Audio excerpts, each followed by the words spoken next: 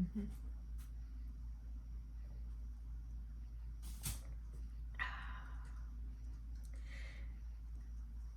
Boss lady. The inside of my cup says, I'm not bossy. I am the boss. Well, my name is Kirsten Tucker. I'm a life strategist with Think to Grow Mentoring.us. And I've been around the Facebook space and the LinkedIn space for several years. I've been doing Facebook posts since, I think, 2015? No, 2016. January 2016, somewhere around there, I started on a premise that I was in such a fucking low that I had fallen. I'd experienced major fall in my life. I was living with my parents in their basement with my 3 kids. I was going through a custody battle. I had been divorced. My divorce had finalized just a few months before. My ex-husband had married his first cousin 6 months after we divorced. That's fun. And my who I considered my partner dumped me, kind of sort of by phone. It was clear, but it wasn't clear. My parents happened to live in Montana, and my partner happened to live in Chattanooga, Tennessee, and that's about a 24-hour drive. So I was going back and forth for several months since the summer of 2015. And well, it was absolutely done, everything. And I was sitting there not knowing what the fuck to do, where the hell I was going to go, other than I knew that I wanted to come back home. I had been told by the ex-partner that I couldn't come home because I considered I'd fallen in love with Chattanooga. I lived throughout several states. I'd grown up across the country. I'd never fallen in love with a place until I was in Chattanooga, Tennessee. And I still remember driving through it that very first night on a vacation in October of 2013, going, I love this place. Whatever it was about it. And just the curves, the river, the people, the community, I love it. It's home. But there I was being told that I couldn't fucking come home. That being where I was at with my parents was the best for me. Fuck you very much? No. I swear, I'm highly intelligent, I'm well educated, and I like to swear. That will be a part of this, but not every other word. So I'm not foul-mouthed. I'm just very poignant about my swear words. But I've been procrastinating about stuff throughout the years, and I still have. So I'm sitting there in my parents' basement, and I decide, having just been introduced to a variety of people in the Hay House arena, the spiritual self-help type of thing, a little bit of law of attraction, so Abraham Hicks, Mike Dooley, around that time, a variety of folks that I can't bring their names up at the moment through Hay House. I had just been diving into that, and as I'm going through this incredibly downing experience, laughing at the fact that I was a how the old was I at the time? 35-year-old? Was I 35? 35 or 36-year-old living in my parents' basement with my kids. And it wasn't 2008 with the market crash.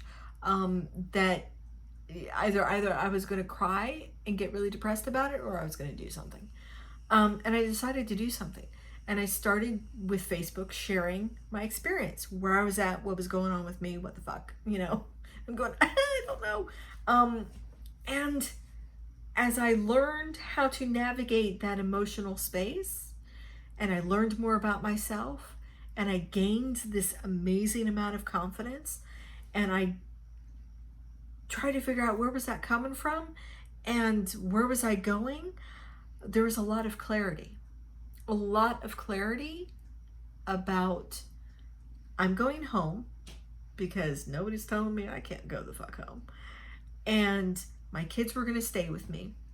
That the situation with their dad was heartbreaking but untenable, and that there was a lot of emotional work that he had to do, but I couldn't control any of it. That as long as integrity remained in place between us, at least on my side, it would work out the way it was supposed to. And that I would find a way to support my family. I had done a small business. I'd started a small business that I was doing part-time as I was going to college. I was on a physician assistant's track. So I was finishing up a pre-med degree in order to jump into PA school. And had already decided before all of this stuff with the kids really began that school was not my dream, it was my dad's dream. But to support myself after I separated from my husband, I had started this small business and I was doing something called field services, which included, delinquency letter deliveries and for mortgages and automobiles and other loans, and insurance checks for businesses and homes, usually for new policies. So it was incredibly interesting. But with my parents, that particular business wasn't a good function because everything that I needed to look at was too far apart. I mean, what little bit of work I did with them was usually, 2 hours away or 3 hours away in the next biggest town. My parents lived on the eastern side of Montana, right there on the North Dakota border. And you had to drive 50 miles, just about, 45 minutes to get to the closest Walmart. That's the kind of space my parents were in. So that's how I began doing what I was doing.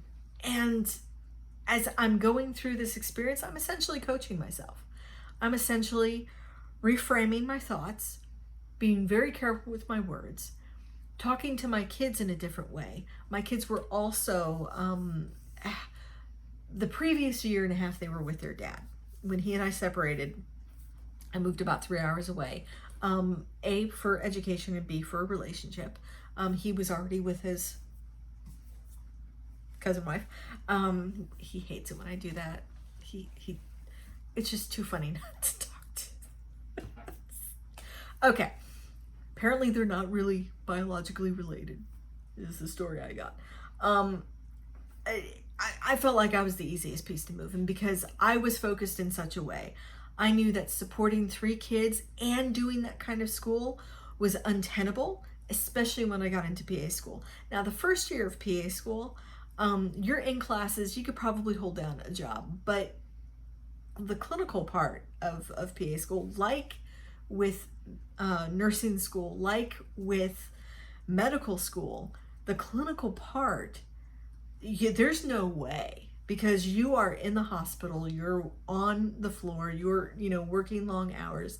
It is not possible to work and make decent money and do that education and survive with your sanity intact. So the agreement was he'd have the kids until I was through paid school, and then the kids would come back to me. And then he decided that wasn't the plan. As the kids were with him and we were going through the divorce process after we had celebrated and whatnot, things just started falling apart. And he started doing a lot of red flag stuff. He's a former military, so he had been medically retired out of the U.S. Army, had been in the infantry, had done 3 deployments, 2 to Afghanistan, 1 to Iraq. We had, for all intents and purposes, a very good marriage. Not the best marriage, but a good marriage. We had a really good foundation. We had kids, about 5 years into our relationship because we wanted to be sure we still liked each other. And really, as our relationship developed and we made certain decisions, those decisions had a impact. One of which was I realized, a very deep truth about myself, especially after kid number 3. And I'll talk about this in a separate video, but I came out. I'll do a come out story in a video down the road, but I came out, And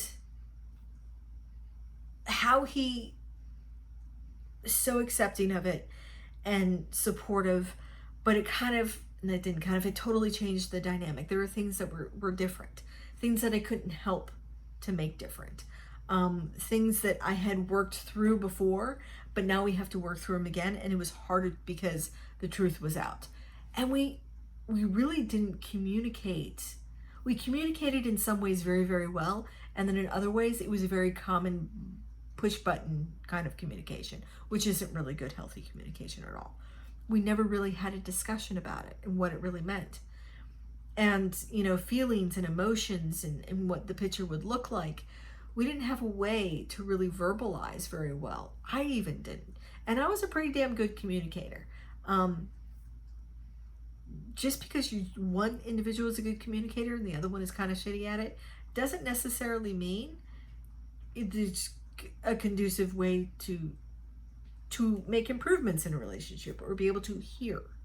I didn't listen very good. And then we'd have arguments and we'd come back to it. And, there was a lot of, he had a point that was very good and I had a point that was very good. And he was also an alcoholic. He was also very addicted to porn. I also have a kitty. Hi. Meow. It's a random kitty shot. New addition as of a few days ago. She's tearing stuff up. But we had all of these different things that we experienced, you work through in our relationship to some extent, but we really never got a really in-depth, clear space about what we wanted for our family and how we wanted to look. We were kind of reactionary in our discussions. And sometimes I would try and be a little bit forward leaning, but he wasn't quite there yet, emotionally ready to have that. And that was a huge hindrance. He had also just retired in the previous year medically retired from the military, and was trying to, gain traction into who he was as a civilian and what direction he wanted to go into. Where we wanted to live, I was kind of happy where we were at. I really didn't want to do a major move again. But there were just so many different things that were difficult to deal with. And as we moved forward,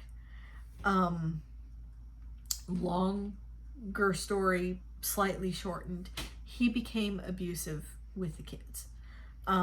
It was much easier for him, instead of dealing with a confrontation of, and it is a confrontation of, my absence was a confrontation, but also with the other woman that was there, because we all lived together for a little bit of a time. Nothing freaky deaky happened, but it was an interesting dynamics. And the adults just couldn't, I know that said something else hand-wise, the adults couldn't come together and be adults for the kids. And I realized that she had a lot of issues, but I figured maybe my understanding of being triggered, then I go, maybe if I just remove myself from the situation, she'll feel like she has some control and be more willing to listen. That was not the case. It's not the case. So he became abusive towards his kids. It could have been far, far worse than it was. And especially after our divorce, it's like he doubled down on what he was doing, because then he figured, nobody could stop him until I stopped him. We had to go through a long process. Lawyer shenanigans made it an even longer process.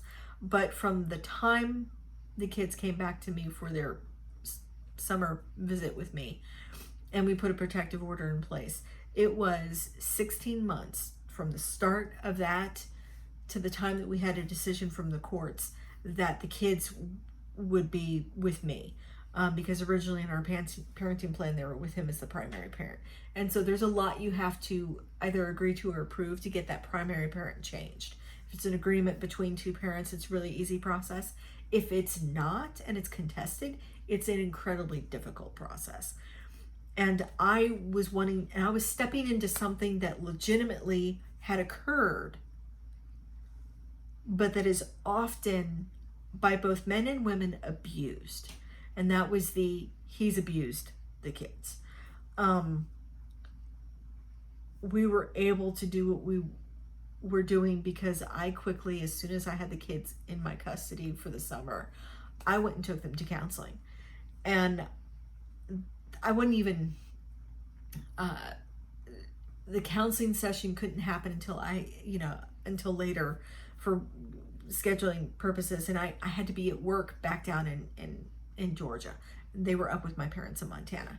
And the counselor in the first intake session, which is typically a longer than usual session, gets all the information and all this, was sitting there listening to my eldest, who essentially at the time was my children's memory. They were very young, so they were, the youngest was 3, turning 4. The next one was 3 turning 4, 6 turning 7, and then William was 8 turning 9, if I'm not off on that a little bit. Yeah, something like that. They were very young. And William, being the oldest, kind of was saying stuff. And the way that the younger two answered questions and whatnot. At any rate, the counselor reported to Child Protection Services in Montana. He was not able to report to a different state. He could only report to his state.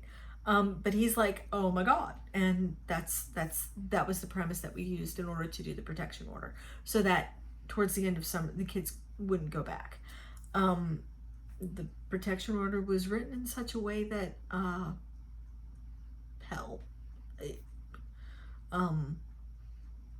that there was no end date. Typically, those things only have a life of two weeks, maybe a month, depending on the situation. But there's definitely an end date and a court date already set. There was no court date set, and it was an open-ended protection order. It was until we got back into court, and that was it. No specifics, just until we returned to court, to settle the matter. And that didn't happen for 11 months. It was insane. I was frustrated. Their kid's dad was frustrated. I was trying to figure out how in the world I was going to get back home, what I was going to do, what I could do, working through a lot of stuff. It was a lot. It was a lot to share. It's a lot that I've explained here. There's a lot of complexity, but it all has fed into where I'm at today. So after that whole 16-month process, as I'm back finally home in Chattanooga, as I have this level of confidence, and I'm riding the roller coaster that is continuing, of course, because it never stops, that life is giving us, where I came back for a job that didn't apparently exist anymore because budget was cut. It was working with the National Park Service up there in Montana. Was going to get onto a position down here, and it just didn't work out. The things that happened and fell into place were absolutely amazing. Generally, I can do it. Let me do it. I will do it on my own, because I've had to be the self-reliant one. I've had to be the one to figure it out. Even inside my marriage, I had to be the one to figure it out. Let me take care of it. You just focus on being the soldier and doing your thing, and I will take care of all of this. So I always had that in hand, and doing it as a sole parent of 3 kids, because their dad had already moved from the area that, close by to the area that we were at, closer to where my parents were at. So he moved 16 hours away from where we were at, up into South Dakota. And we're working through stuff. I will not say that we were actually struggling, but it was sure as shit interesting. There were some tight moments. There were some very wonderful moments. There were some very giving moments between the community, moments where I was very giving, and what I got back in return was freaking amazing. That months later, after Christmas, that first Christmas there, which was just full of some uncomfortable realizations, as well as some very direct decisions, direction decisions, had me looking at connecting with what I really, really want to do for the rest of my life, which is to be a life strategist. So I went into some certification courses through Tony Robbins, Chloe Medane's, his Core 101. It was Core 100 back then. Now it's called 101, 102. And did that for about 3 months, and then started freaking out a little bit because I'm like, I don't know. And then switched that off real quick. I got really scared. I got cold feet. I just couldn't see the way forward. And our minds are set up to only see what we may lose, to only see the worst possible scenarios, so that we're somewhat prepared for the possible worst. And I'm a relatively optimistic person, sometimes eternally optimistic. And so I stepped back and had been brought on with the Bureau of Labor Statistics in a part-time position, and my business was back up and running. A company that I had done a little bit for, but not much in the previous years. I tried to do stuff up there in Montana for, and we all realized that Kirsten's not going to drive 100 miles if I'm not being paid $100 at minimum. No. Actually more than that. And they wouldn't negotiate that way. So when I came back and they were like, oh yeah, we need lots of help down here. It was an opportunity to do that. It was a bit of a sheltered place. So I could run my business, be self-employed, but work was being fed to me. I didn't have to go and search for it. And I kind of put the coaching stuff to the side. Discovered an amazing real estate investing group about a year and a half later, and realized that some of what they were doing is not things that I want to spend my time doing, mostly in terms of sales, because there's a selling component if you are interested in it. The education, bar none, is freaking phenomenal education. The information and whatnot, especially as an entrepreneur myself, especially as a business person, was invaluable to me. I just felt I needed to be in a different space with a different focus to really get into that component and to turn around and be a seller of the education, because it's a word of mouth organization. Things were happening in the organization, in the business side of it, that were very, very restricting. Not so much that I would be willy-nilly, but in that they were wanting to protect everybody. And the industry, like your Than Merrill type of folks, that zoom in and then zoom out, get you captured in and upsell you ad nauseum, but don't really give you all the information, don't really have a good community around you. You kind of have to build it yourself. Was something that wasn't part of this group, but because of that type of organization, that is a little bit, some other organizations, not necessarily Than Merrill, but some other ones that are similar, are a bit seedy, and they require a lot of money at the top to get all of the information or access to the people for certain levels of education that the other company just packaged up and said, it's here and we come with a community, a national community, who is great desire by the guy who runs the business to make it an international company. Phenomenal leader, phenomenal leaders being developed within it, but how I like to interact with people is not your conventional salesy at all. So I had to kind of put that aside, because I spent a lot of time and a lot of effort in that. And I realized the one thing that scares me about being in my own business, where it's all driven by me, is the fact that it's all driven by me. And that I actually have to go out and develop who I am. Really, what is my actual story? The things that I'm working to help people with. And I mean, I'm a life strategist. And I've had to work through myself what my current story is, what story I actually want, and the work that it takes to rewrite that story and the actions to start making my rewritten story, my true story, come to fruition.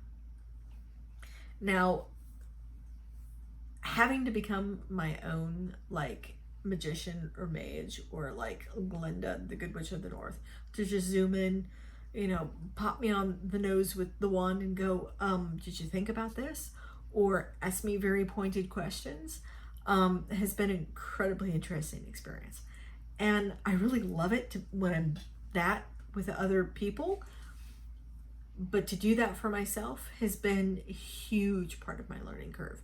So much so that I do a lot for myself, but I've also realized that I need to be a coach that has coaching. I have my own coach as a coach. And I learned just recently, having done Tony Robbins' first time ever virtual Unleash the Power Within, weekend, 4-day weekend, that he, at his level, has coaches. And they may look a little bit different. They may not necessarily be professional coaches like he is, but he has people who act as that for him. And it is just an amazing insightfulness. The person that I chose to be my coach discusses that, and I fully agree that as somebody who promotes and purports the amazing effects of coaching and what it can do for people in general, that I know it because I have people do it for me. I've had up to 2 or 3 coaches at a time here recently. I've got one. We're coming to the end of our time, and it'll take me a little bit to figure out if I'm going to stick with him for the next round, which I'm pretty sure I am, for the next phase, and how that looks. But he also has to choose me as well. Right now we're kind of doing a very specific program he has, but he also has to continue to choose me as a coach. I have to be somebody that he wants to work with, and I really, really do. I really want to work with him. But I have a few backups in case that doesn't quite work out, because all I have to do is just keep coming back. As we go along here in our lives, and as I go along on my journey to really figure out what my end goal is also to realize that my end goal really isn't my end goal. My big dream and my big goal is, with my passion of helping specifically military and police, fire, first responders, anybody that's in a high impact, high people who are in high stress jobs, just to help them learn how to survive and thrive in the emotional minefields of their experiences. That also translates across the board to practically anybody who comes into very high stress, highly uncertain times in their lives. You get high stress, highly uncertain times, and then you get this kind of bottoming out where shit just happens, and you feel lower than dirt and you don't have a clue as to what to do. These are the moments when coaching comes in, maybe not quite at that low. Sometimes it's good at that place, but sometimes it's good, as you're starting to rise and you're trying to figure out the next level, the next steps. But my passion in doing that is that fleshes out into a broader dream of changing how we are training our folks in these high stressful environments. We tend to take care of it on the back end after the experiences happen. We tend to kind of gloss over, not really in a rose-colored way, but really, it's going to be shitty, it's going to be terrible, you put your head down and you fucking, gut your way through it, doesn't exactly teach somebody or help them practice how the fuck to handle a situation where the home front is now involved in the war front because something's happened back at home and you're stuck and you can't do anything, or that you're preparing to go to the war front, or preparing to walk out the door, but shit's happening at home. That's a fiery mess. That's a big old minefield, and you're trying to navigate and work that out. Having been in the military, with the training that I received, with the training that is repeated throughout, as you go from post to post, as you exit, as you, even the shit that you do, year in and year out, even as an Army civilian, what they focus on more, about how not to inappropriately touch each other, but they won't discuss how to handle your emotions, what to do when you feel exceptionally lonely, what to do when you feel a little lost, what to do when you're not really satisfied with the work that you're doing. There's a lot of folks who wind up in that, but what to do when, you're deployed, but you're sitting in a job that doesn't really, that people make fun of or people don't understand because it doesn't look like you're doing anything, being behind the wire versus being outside of the wire, and how that affects you mentally and emotionally. What happens when you make a huge mistake?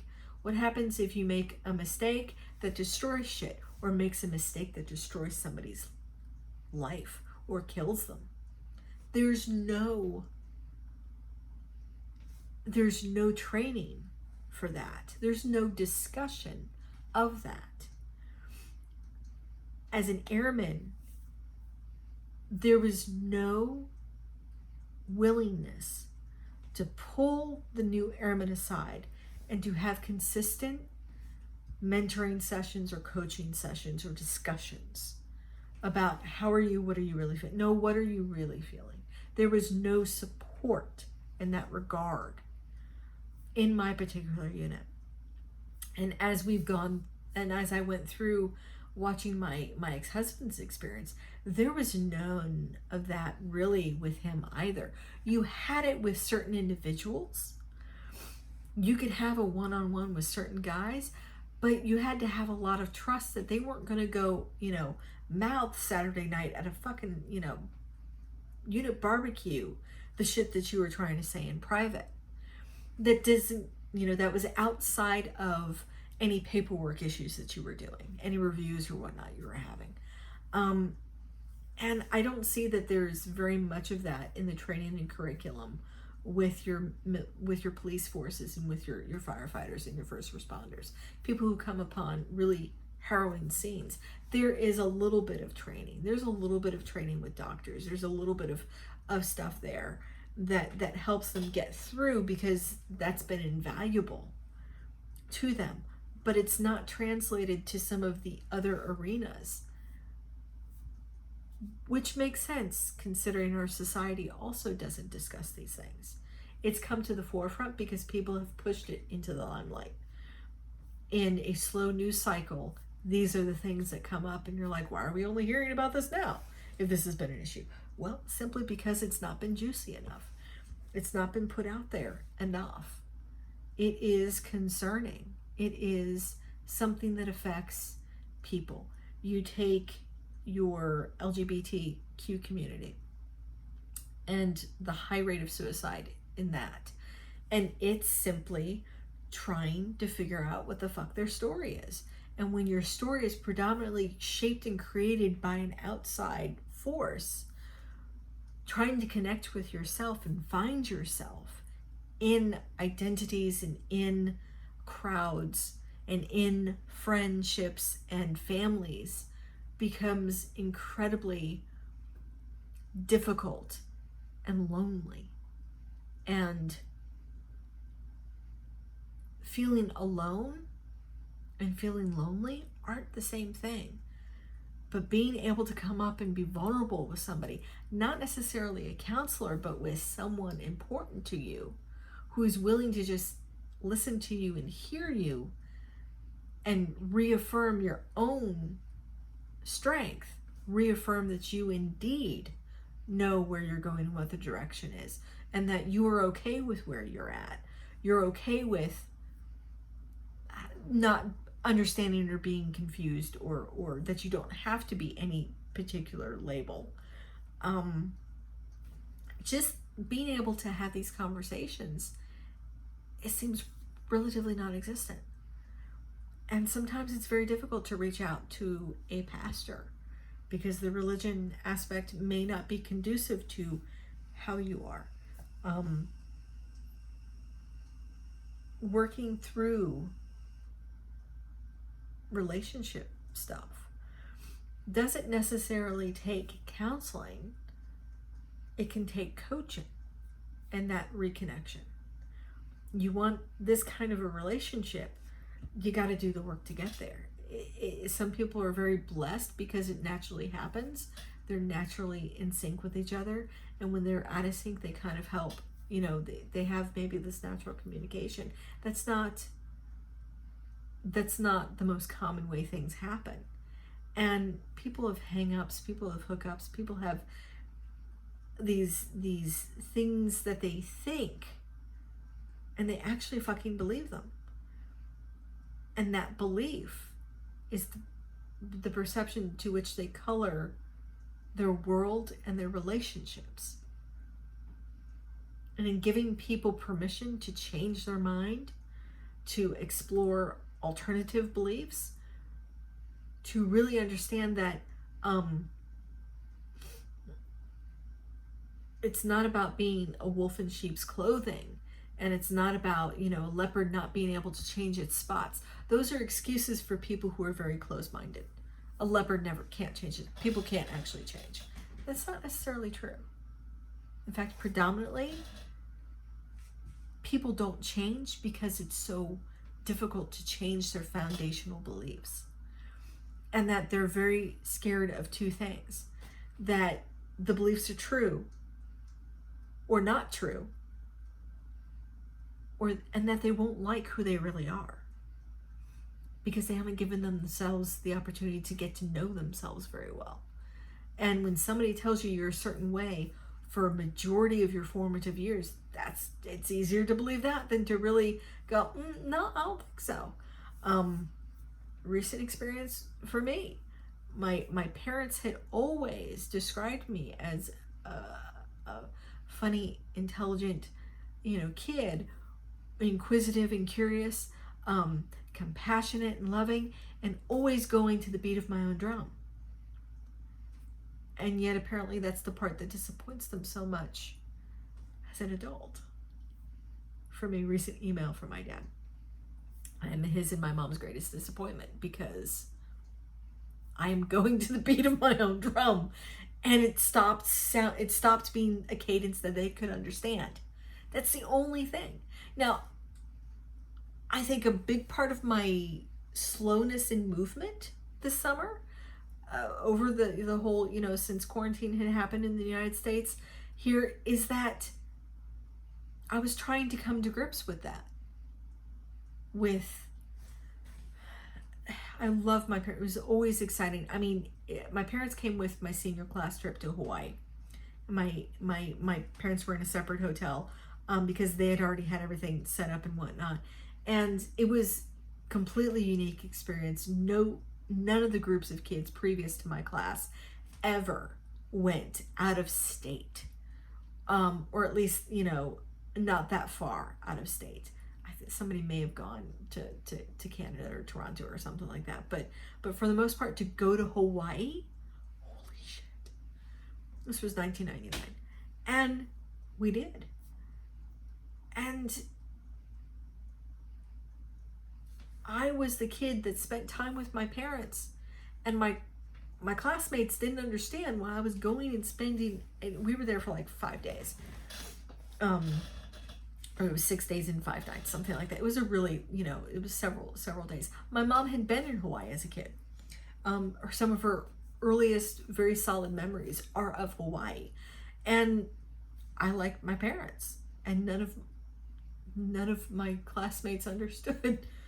You're going to go spend an entire day and night with your parents? And I'm like, yeah. I mean, one of the kids, her parents were there with us. And she's like, I'm not spending any time with my parents. And I'm like, my parents are cool. And I went and I spent the day with my parents. We always had a really good relationship. We could always talk about, if I wanted to, anything. Not necessarily everything, but I could definitely broach any subject. But as an adult living with my parents, there was such a huge disparity between what I was coming to believe in myself and of myself and how the world was, that encouraged and flourished my optimism. And truly a foundational shift in belief that God, the universe, is always working out in my favor for me. Because I looked back and I could see it from that Hawaiian trip, class trip, to meeting my my children's father, whom I met at a club that I remembered from walking from my parents' hotel back to my own hotel at like 12:30 at night, 1 a.m. in the morning. I was walking back. My mom and I had finished watching Jack Black, whatnot. Had a great dinner, had a great day, and I was heading back and took note of this club, and I'm like, that's a pretty hopping club. And when was that? So that was probably May of 1999, and by December of 2000, I was back in Hawaii. And I distinctly remember, as we took off, my senior class, listening to all my classmates, how all of them lamented that they would never be able to come back. And I'm like, that is a ridiculous prophecy. I don't believe that. I'll be back. And I'll be back pretty damn quick. Within 2 years I was. I think less than 2 years, I was back. Worked out in my favor. And the club that I took note that night was the club that I met my children's father in. And even though that relationship hasn't necessarily ended well, it ended for where we were at emotionally at the time. It ended as best as it could, without, me demanding that we go get counseling and whatnot, which may or may not have helped. He was very resistant to counseling. Even in taking care of his own PTSD, he'd rather go get on medication than he did on counseling, which is a big reason and a big drive, a big why behind me wanting to institute and develop positive changes in how the military is trained, so that there isn't that reliance on, cleaning up the back end of the emotional minefields. Having them as healthy as possible going into it, and being willing to discuss the problems that come up as they come up, instead of things exploding at the end for people. What happened with his and my relationship. Really, truly, these experiences, I'll be honest, I still love my kids' dad.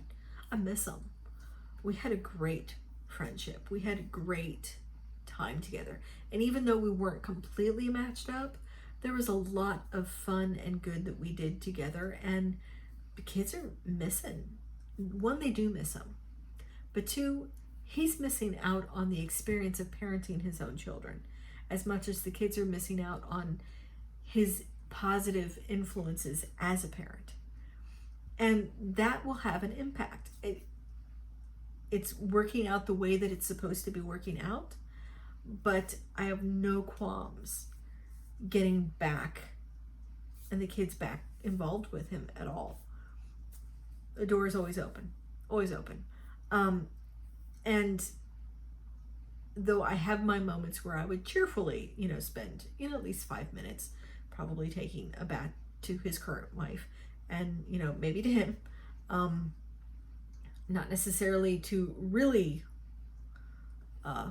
kill anybody, but definitely to work out some why the hell did you do that frustration.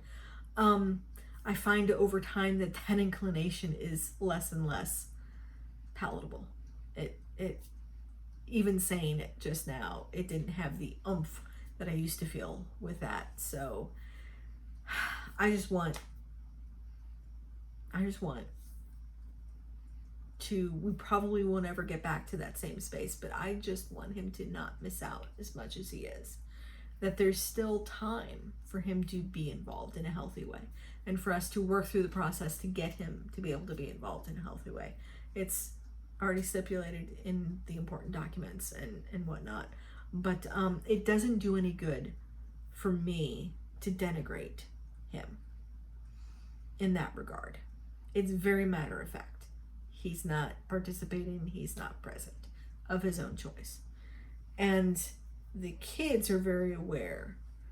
And I ask, I answer questions. If my kids wanted to call him, they wouldn't be able to, because he has chosen for that to be the way that it is. I could definitely try and look up a phone number, whether or not it's accurate and it works, I don't know. But pushing a little bit is one thing, but pushing a lot, being respectful of whether or not he's ready for it. These are the things that you navigate and you learn, and these are the things that you can navigate with both a counselor and with a life strategist, with a life coach, a coach. There's nothing that either side, sometimes it's not adequate enough. A counselor, counseling, working with a psychologist, they look at where you're at now, but they also look at why you're this way from the past. They look at what happened before that got you here, as well as, okay, what do you want? Okay, so what do you want? Why aren't you getting there? We're gonna look at the past to figure it out. And some of the things kind of overlap a little bit, but not fully. It's not really, it's to get you out of the past, mostly. It's to bring you out of the trauma and to bring you out of the things that have occurred, to bring you the things that you tend to focus on, the blame and whatnot. Sometimes they have to go through different things in order to help you work through that. It's a way of working through those deeper layers and deeper levels. You can do the same to some extent with coaching, but it comes at it from a forward-looking angle.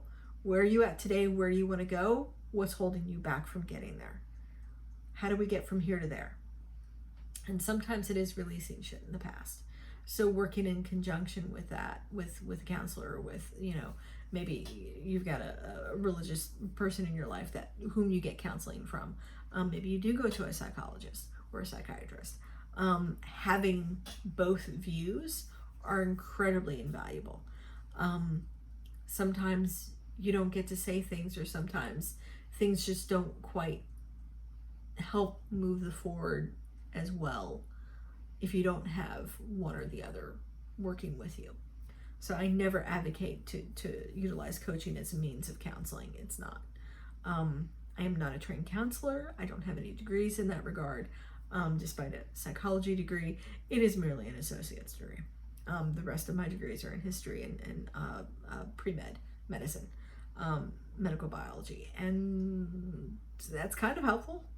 But what's most helpful is my NLP practitioner certification and my coaching certification through Tony Robbins, Chloe Medanes. So with that one-on-one, and it's called strategic intervention now. It's called activation method. Is the other coaching methodology that I have that stems off of what Tony and Chloe do. In fact, it's Chloe Medane's daughter, Magali Pesha, and her husband who do the activation method and whatnot. And they add what I'm learning with. They add some depth and some other things with what I've learned with the Tony Robbins, Chloe Medanes, with the one-on-one coaching, core coaching methodology. So pretty much the stuff that you see Tony Robbins do is the stuff that I'm trained to do as well. Only he does it slightly different. It's usually kind of on the spot. And with his years and years of practice and paying attention to people and cues and whatnot, it's absolutely fascinating. And but also through my own coach, I'm learning other modalities that are really insightful, that are really helpful. So I've had a lot of life experience, and as a Air Force airman, and as a spouse who was in various leadership roles, and as a family readiness support assistant, not so much my role as a secretary, although there was a little bit of that. Sometimes I wind up finding myself in a mentorship or a coaching of some of the younger folks that came in. But really my acumen in coaching and mentoring has come from that. And then on the civilian side, as a manager of teams in sales and whatnot in a store, there's a lot of mentorship and coaching that goes into that, motivation and understanding, what exactly is motivating people and whatnot, have really honed my experiences over time as a coach and a mentor. And the education that I have just gives me more tools in my tool belt that I didn't have either a firm grasp of or enough of a fleshed out understanding to be able to utilize it even better. Some of the stuff I wish I had in my pocket way back when. I wish I had, as an airman and as a FRSA, the ability to pull some of this stuff out and to go, okay, let's sit down and let's talk about, let me ask you these couple of questions and you let me help you talk through this process. Would have been amazingly helpful. And I think I would have had more of an impact than I did in that regard. Not to undermine what I did with what I had at the time.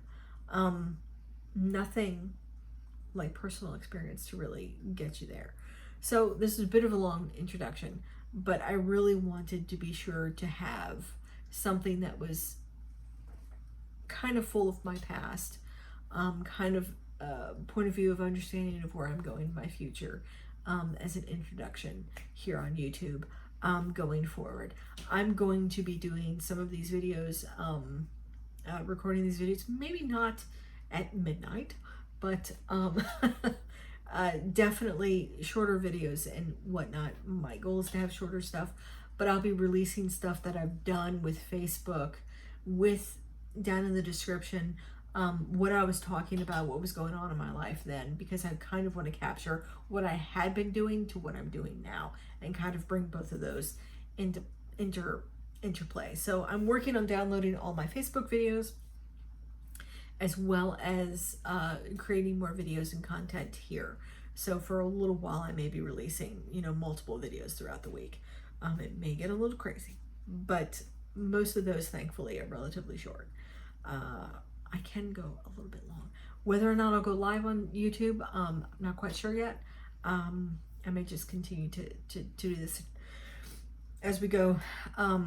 Moving forward, you'll see me doing a little bit more. I have no intro or outro to this video at all. I'm just going to put it up there because I'm starting here. And then I'll use little snippets and little bits, various places. But if you would like to see more of me and my done myself website, thinktogrowrichmentoring.us is where you can find me at. It's, if you're interested in checking out a coaching session down the road, it's where you can click the button there. I am offering for folks who may not be financially able to right now do coaching, but would like to see me coaching. I am offering coaching sessions to folks who may be in need of them, and we'll figure out what that is. You just go in there and you click on book me and hit the clarity session ones, and we will I set aside 2 hours for every interaction. Sometimes we're done in the first 30 minutes or so. People will come to a place where like, oh my god, I think I'm good with this right now. And sometimes we may have to go back over a topic over a few different sessions. But for those of the folks who need it on the free set, it's going to be a 3-month cycle of that, and then after that we'll see what it may be needed and what could be done. But this is for the times that we're in, for folks who may need it a little bit more, just to help figure out where they're at and where they're going, and understand, give a little bit greater understanding of what coaching is, as well as to continue to provide me with the experience of coaching people in a variety of situations and places. But I'm going to close out now. I hope you guys have an amazing rest, or I guess start to your August 4th here 2020, and I'm going to probably knock off and go to bed here. Good night for you. Good night from me. Good night from a very sleepy Luna, the Ninja Kid. Do cats get you more views? I don't know. But you guys have a great evening. We'll talk to you later. Okay.